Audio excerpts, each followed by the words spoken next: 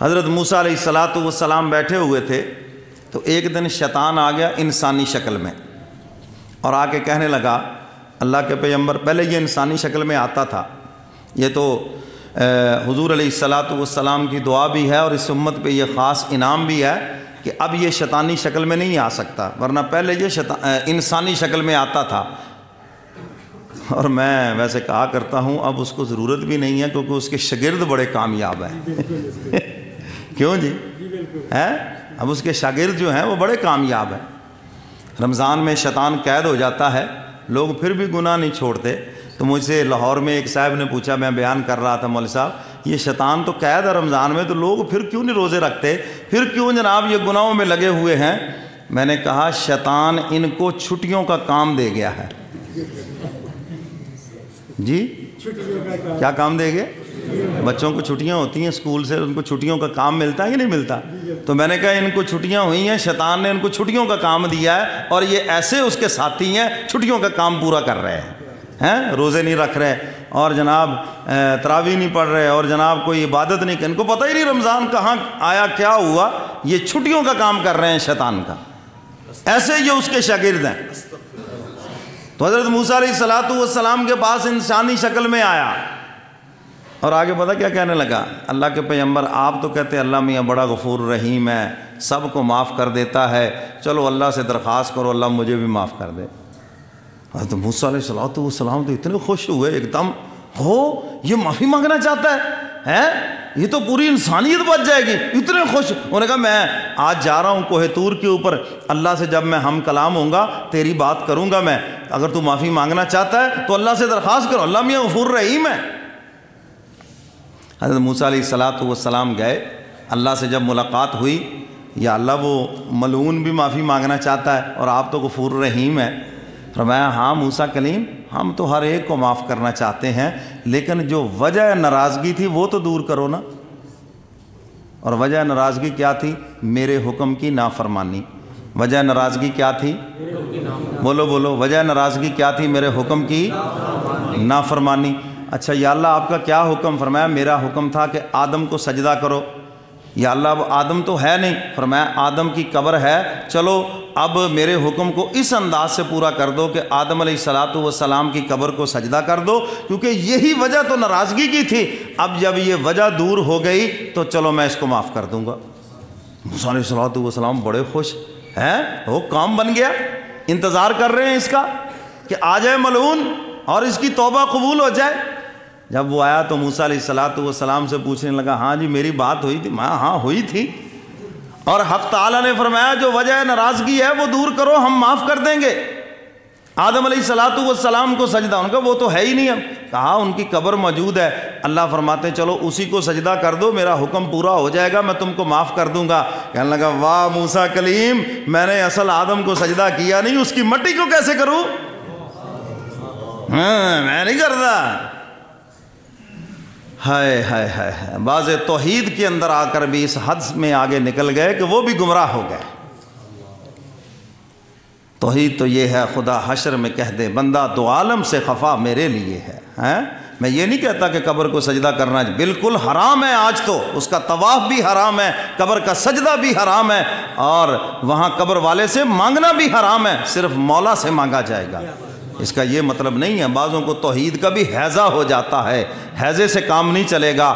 حیضے میں ہوتا کیا ہے؟ انسان الٹیاں کرتا ہے، تو جب کسی چیز کا حیضہ ہو جائے تو الٹ کام کرتا ہے، سمجھ آئیے بات کہ نہیں؟ تو الٹ کام کرنے لگا، کیا کہتا ہے؟ کہنے لگا واہ جی واہ میں نے آدم علیہ السلام کو سجدہ نہیں کیا اور اس کی مٹی کو کر دوں، یہ کیسے ہو سکتا ہے؟ موسیٰ کلیم یہ کام نہیں میں نے کرنا، ہاں رو بھی سکتا ہوں، معافی بھی مانگ سکتا ہوں، سارا کچھ کر لوں گا، آپ کے ساتھ چلا جاتا ہوں کوئی طور پر، لیکن میں نے یہ حکم نہیں ماننا۔ میں نے کہا جب حکم نہیں ماننا تو اللہ تیری توبہ نہیں قبول کریں گے۔ اب ہمارا بھی یہی حال ہے یا نہیں؟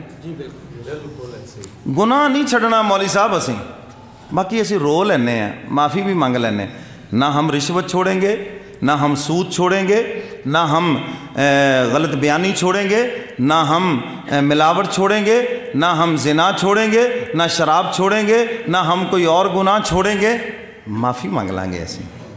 یہ پھر وہ شیطان والی بات ہوئی یا نہ ہوئی؟ بولو بھائی، بولو بولو. جس وجہ سے مولا ناراض ہے وہ وجہ تو آپ دور نہیں کر رہے. ارے جس وجہ سے کرونا آیا ہے آپ وہ وجہ ہی نہیں جب دور کر رہے تو یہ جان کیسے چھوڑے گا آپ کی؟ اچھا جی، پہلے جب شروع میں آیا تو لوگوں نے اذانیں دینا شروع کر دی. آپ کے بھی ہوا ایسے؟ بولو تو صحیح. اچھا بھی اذانوں میں کمی ہو گئی تھی جو کرونا آ گیا ہے، پھر اذانیں دے کے تم نے ختم کروا لیا. وہ تو نہ ختم ہوا، وہ تو اور بڑا ہے جی. کسی نے کچھ شروع کر دیا. بھئی کرونا آیا کس وجہ سے، یہ ایک سوال ہے. میں نے جمعہ کی گفتگو میں یہ بات عرض کی تھی، حدیث مبارکہ میں اس کا علاج بتایا گیا.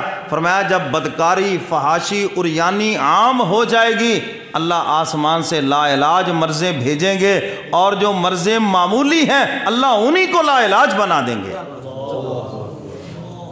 یہ بیماری تو اس لیے آئی کہ ہم خدا کے نافرمان ہیں. وہ نافرمانی تو ہم چھوڑتے ہی نہیں. کس نے کہا کہ میں نے آج سے جھوٹ چھوڑ دیا؟ کس نے کہا میں نے آج سے رشوت چھوڑ دی؟ کس نے کہا کہ میں نے آج سے یہ سارے گناہ چھوڑ دیے؟ اگر کوئی ایک بھی کہتا تو 1% تو رکتا، سارے تو لگے رہے اندھا دھند.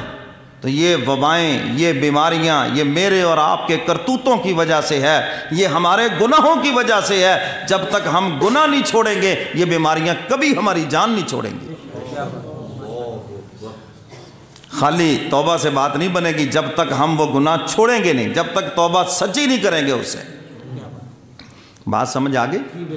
تو میرے محترم سامعین، یہ سارا جو وبال ہے، ساری جو آفت ہے ہمارے اوپر، یہ اللہ کی نافرمانی کی وجہ سے ہے. اور جب تک من حیث القوم ہم اللہ کی نافرمانی سے توبہ نہیں کریں گے، توبہ گناہ نہیں چھوڑیں گے، اس وقت تک یاد رکھو یہ آفتیں کبھی بھی ٹلنے والی نہیں ہیں. جتنی مرضی تدبیریں کر لو، تم جتنی تدبیریں کرتے جاؤ گے یہ اور بڑھتی جائے گی. کہتے جی اس کی ویکسین تیار ہوئی ہے، وہ پہلے جتنے لوگوں کو لگائی سارے ہی فوت ہو گئے. کر لو اور تم تیار ہیں. کیوں جی ایسے ہے یا نہیں؟ تو بھائی وہی بتا رہے ہیں لگانے والے. اب تو وہ انجیکشن لگانے سے بھی ڈرتے ہیں. چل یار جڑے 4 دن جینا ہے ایویں جی لیے. کیوں جی ایسے ہے یا نہیں؟ تو بھائی اللہ کی نافرمانی چھوڑو گے، اور یہ خدا کا قانون ہے. فرمایا وَمَنْ أَعْرَضَ عَنْ ذِكْرِي فَإِنَّ لَهُ مَعِيشَةً ضَنْكًا.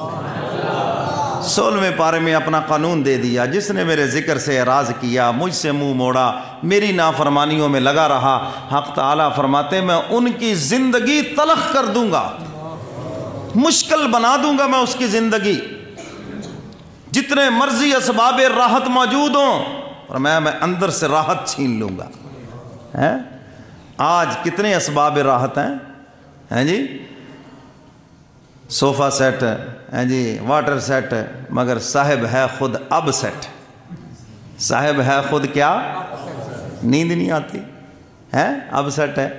اسباب راحت اتنے ہیں، اے سی لگا ہوا ہے، بڑا آرام دہ بستر ہے، آرام دہ کمرہ، خوبصورت مکان.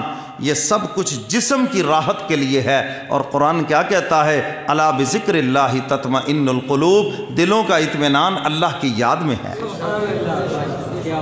یہ جسم کی راحت تو ہے، لیکن جب اندر سے انسان بے سکون ہو تو نیند کیسے آئے گی اس کو؟ اندر کی پریشانی یہ وہ مولا کی نافرمانی ہے جس کی وجہ سے ہماری ساری راحتیں اندر کی ختم ہو گئی. تو میرے محترم سامعین،